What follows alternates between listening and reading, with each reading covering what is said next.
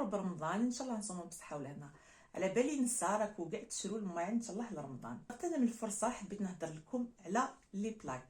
هذه اكثر حاجه نستعملوها يوميا في تقطيع الخضر والفواكه باش نطيبوا. على بالكم باللي كي تروحوا تخيروا بلاكا لازم تشرو بلاكا صحيه. علاه؟ لانه هاد لي بلاك تاع البلاستيك كي تقطع عليها بزاف دير في بالك باللي كي يكون فيها الخدوشات يعني تجرح، هذوك الجروح يولوا مركز تكاثر البكتيريا وراهي رايحه تعدي الماكله ديالكم. هذا من جهه. من جهه اخرى الا كان بلاستيك اللي تشروه فيه ماده واسمها البسفينول هذا البسفينول هادو يخدموها باش تقعد البلاكات تاعهم سوليد يعني صلبه.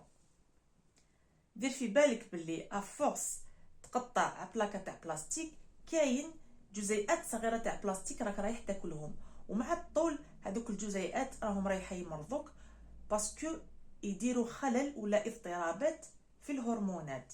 دونك انا ما ننصحكمش باش تشرو بلاكه تاع بلاستيك. في بلاصه بلاكه تاع بلاستيك ننصحكم تشرو البلاكه تاع اللوح.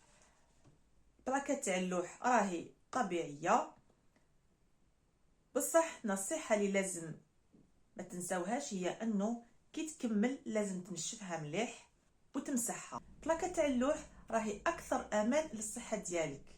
لمزيد من المعلومات اشتركوا في القناه وتابعونا، ولا عندكم اسئله حطوهم في التعليقات. وصحه رمضانكم.